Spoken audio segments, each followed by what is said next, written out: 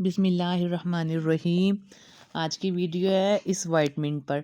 White mint की ये भरी हुई क्यारी माशाल्लाह अपनी ग्रोथ के फुल उरूज पर है। बहुत ज़्यादा इसके अंदर अब जब पूरी सर्दी ये डोरमेंसी में था प्लांट, जो इसके अंदर ब्राउन सी टहनियाँ नज़र आ रही हैं, ये सब की सब टहनियाँ पुराने पौधों की हैं। और जैसे जैसे प्लांट ख़त्म होते रहे और इसके ऊपर लगे हुए बीज उसके इसी क्यारी में शेड होते रहे, और हर साल ऐसा ही होता है, इसी क्यारी में शेड हो जाते हैं बीज। और मैं उनको मुसलसल पानी देती रहती हूँ। तो बारिशों के मौसम में माशाल्लाह ये तमाम के तमाम बीज जो है अब एक पनीरी की शक्ल इख्तियार कर गई है। बहुत ज़्यादा इसके अंदर फुल भरी हुई ये वाइट मिंट से मेरी क्यारी बन गई है। अच्छा, इनको निकालने का अलग अलग किसी पॉट्स में लगाने के लिए एक ख़ास तरीका है। इसको अगर हम ऐसे खींचें, इसकी जड़ बहुत मज़बूत होती है, बहुत अच्छे तरीके से अटैच हुई हुई होती है मट्टी के साथ। अगर हम इसको खींचें तो टूट जाता है प्लांट, लेकिन यह है कि जड़ इसकी ज़मीन के अंदर ही यानी कि मिट्टी के अंदर ही रहती है, निकालनी मुश्किल हो जाती है। सिर्फ टूट जाएगा लेकिन जड़ जो है वो नहीं निकलेगी बाहर। इसका बेहतरीन हल है, एक तो इसको बारिश के मौसम में बारिश अगर रात भर हुई हो तो उस टाइम पे आप निकालें। और दूसरा तरीका ये ख़ास कि जो है इसको प्लांट को पकड़ के थोड़ा सा रोटेट करते रहें, घुमाते रहें और साथ साथ ऊपर वाली साइड पे इसको पुल करते रहें। और जैसे जैसे ये होता रहेगा वन बाय वन, बहुत स्लो प्रोसीजर करें, इसको आहिस्ता आहिस्ता घुमा के हल्का हल्का खींचें। तो अगर ऑलरेडी सारी रात मट्टी नम रही बारिश के बाद, तो वही दिन बेहतर होता है इसकी पनीरी को निकालने के लिए। तो फिर उसके बाद आपको ये तमाम के तमाम प्लांट्स वो सेपरेट करने पड़ेंगे, किसी और पॉट में शिफ्ट करें। इस तरीके से करते हुए ये निकाल लें, और मैं भी ऐसे ही करती हूँ सब। अगर हम इसी के अंदर सारे प्लांट रहने देंगे तो इन सब की इकट्ठी इतनी ज़्यादा ग्रोथ हो जाएगी और बेहतर तरीके से हम पत्तों की हार्वेस्टिंग नहीं कर सकते। बेसिकली ये तुलसी फैमिली का ही प्लांट है। वाइट मिंट सफ़ेद पुदीना जो है तुलसी फैमिली का। ये तुलसी के जो पत्ते होते हैं वो थोड़े तीखे कम होते हैं, खुशबू भी थोड़ी कम होती है, लेकिन अफादियत तुलसी की बहुत ज़्यादा होती है। ये थोड़े अफादियत इनकी भी बहुत अच्छी है, लेकिन तुलसी के निस्बत ये बहुत स्ट्रॉन्ग सा फ्लेवर होता है इसका। कहवा बहुत अच्छा बनता है, स्टमक के लिए बहुत अच्छा होता है। तुलसी के बीज भी बाहर के मौसम में मुझे गिफ्ट मिले थे। हमारे बहुत अच्छे कोलीग हैं जे प्रकाश साहब, उन्होंने दिए थे मुझे ये बीज अपनी मदर से हिंद से लाकर। वो भी अल्हम्दुलिल्लाह मैंने लगा दिए हैं, प्रोपिगेशन उनकी भी स्टार्ट हो चुकी है।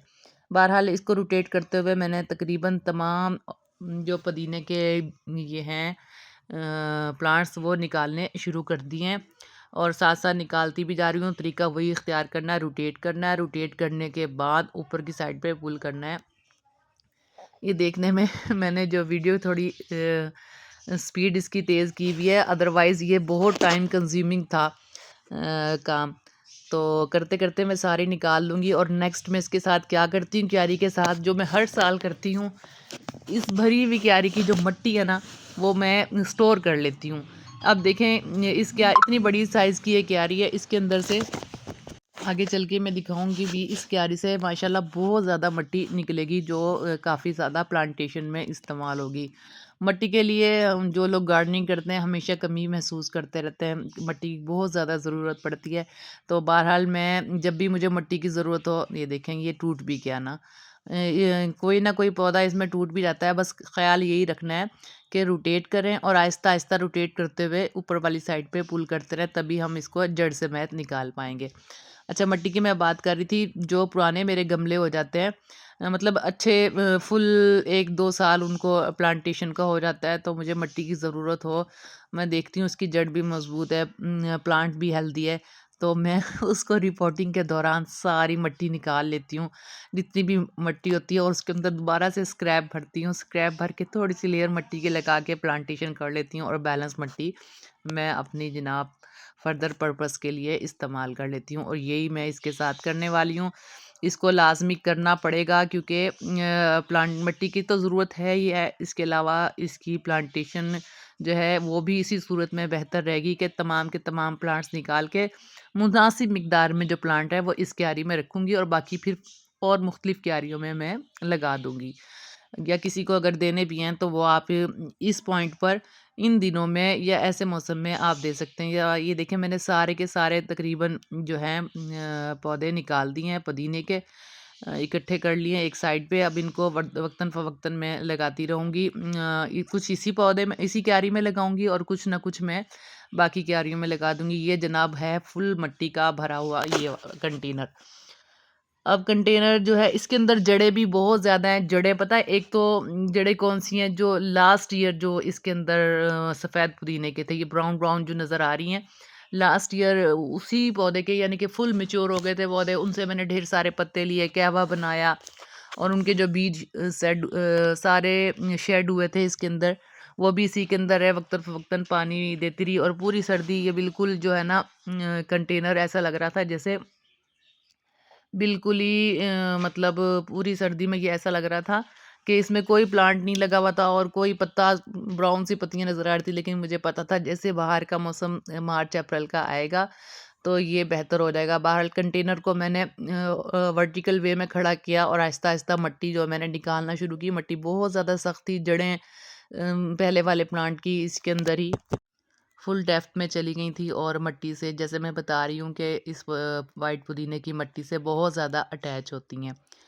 तो बहरहाल इस तरह करते हुए मैंने कोशिश की है कि सारी मिट्टी निकालूं। ये टाइम कंज्यूमिंग था, लेकिन बहरहाल मैंने आहिस्ता आहिस्ता करके कोशिश करती रही और ये मिट्टी का भी मैं आपको दिखाऊंगी भी कितना बड़ा ढेर जो है वो निकल गया ना।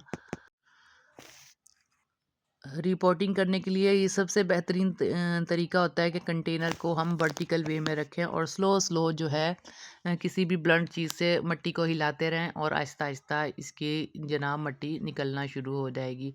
ये था अभी थर्माकोल का कंटेनर, तो इसको मैं ज़्यादा ही एहतियात कर रही थी कि थर्माकोल जो है वो टूटे ना, इसको मैंने रीयूज़ करना था। कंटेनर भी बड़ा सा था।